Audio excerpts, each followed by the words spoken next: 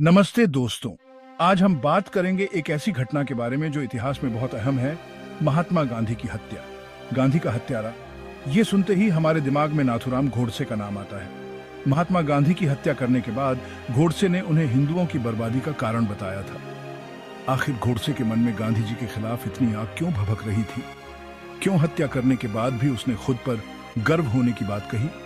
आज हम इन सवालों के जवाब के साथ उसके बचपन से गांधी के हत्यारे बनने तक की कहानी बताएंगे। गोडसे की व्यक्तिगत जानकारी। 19 मई को नाथूराम गोडसे का जन्म हुआ था। गोडसे का जन्म वर्ष 1910 में पुणे के बारामती में हुआ था। नाथूराम एक ब्राह्मण परिवार में पिता विनायक वामनराव गोडसे और माता लक्ष्मी के घर हुआ था। गोडसे के जन्म से बचपन तक की कहानी भी काफी अलग रही। गोडसे अपने परिवार का चौथा बेटा था और उसका परिवार खुद को श्रापित मानता था। उसके परिवार का कहना था कि उनके घर जन्मी लड़ेडिकियां तो बच जाती थीं, लेकिन लड़ेडी के श्राप के कारण मर जाते थे। लड़ेडिकियों की तरह बीता बचपन गोडसे के परिवार में बेटों की अकाल मृत्यु होने के कारण उसे लड़कियों की तरह पाला गया था। उससे पहले पैदा हुए 3 लड़कों की बचपन में मौत हो गई थी। इसके चलते घर वालों ने नाथूराम को नाक छिदवाकर, फ्रॉक पहनाकर 12 साल की उम्र तक ऐसे ही रखा। इसलिए रामचंद्र से नाथूराम पड़ा नाम। नाथूराम गोडसे का नाम रामचंद्र था, लेकिन लड़कियों की तरह भेष रखने और नाक छिदवा कर रखने के कारण उसके दोस्तों और परिजनों ने उसका नाम नाथूराम रखा।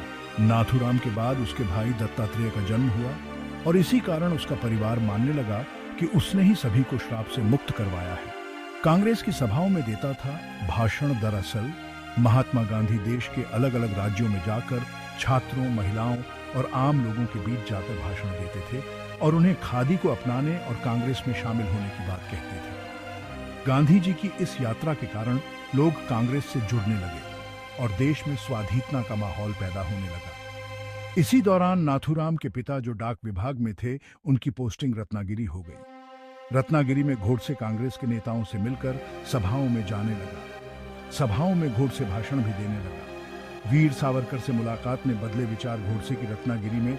इसके बाद विनायक दामोदर सावरकर से मुलाकात हुई। इस मुलाकात के बाद से उसकी विचारधारा में परिवर्तन आना शुरू हुआ और वह हिंदुत्व की राह पर चलने लगा। दरअसल सावरकर अंडमान की सेल्यूलर जेल में काले पानी की सजा काट कर लौटे थे और वे अपने हिंदुत्व के सिद्धांत के अनुसार भाषण देते थे। इसी भाषणों से गोडसे प्रभावित था और उसने कांग्रेस की सभाओं से दूरी बनानी शुरू कर दी।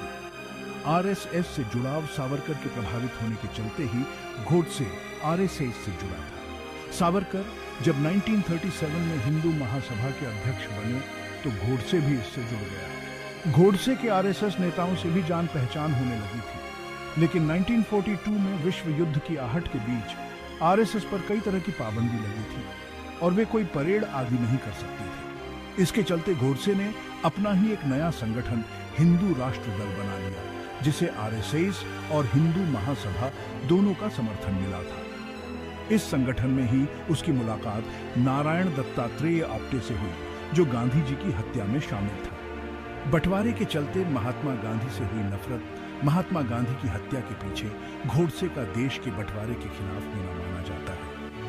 गोडसे नहीं चाहते थे कि देश को धर्म के आधार पर बांटा जाए। इन्हीं सब को देखकर उसने गांधी जी की हत्या की प्लानिंग रची।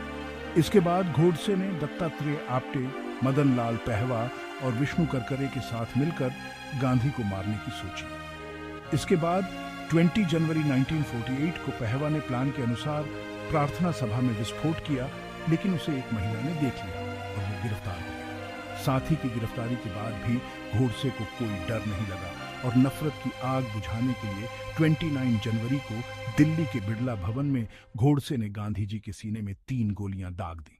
गोडसे को इसके बाद पकड़ लिया गया और उसने गांधी जी की हत्या के लिए खुद पर गर्व होने की बात कही, जिसके बाद कोर्ट के आदेशानुसार उसे 15 नवंबर 1949 को फांसी दी गई। गोडसे ने महात्मा गांधी की हत्या के बाद कोर्ट में जज के सामने खुद पर गर्व होने की बात कही थी। उसने कहा था कि गांधी जी ने मुस्लिमों को खुश करने के लिए हिंदी भाषा और हिंदुस्तान के 2 टुकड़े कर दिए। उसका मानना था कि गांधी जी ने सारे प्रयोग हिंदुओं की कीमत पर किए थे। गोडसे ने अपने बयान में कहा था कि महात्मा गांधी के कारण मुसलमान अपनी मनमानी कर रहे थे और कांग्रेस तुष्टिकरण की नीति अपना रही थी। उसने कहा कि मेरे अंदर विभाजन के चलते गुस्सा था, जिससे हिंदुओं को केवल बर्बादी और विनाश मिला था। इसी कारण मैंने गांधी की हत्या की। लेकिन दोस्तों, इतिहास को समझने के लिए हमें सब बातों पर ध्यान देना चाहिए। गांधी जी का योगदान और उनके विचार आज भी हमें रास्ता दिखाते हैं। तो ये था गांधी जी की हत्या का असली कारण। उम्मीद है आपको ये वीडियो पसंद आया होगा। अगर हाँ, तो लाइक और सब्सक्राइब जरूर करें। धन्यवाद।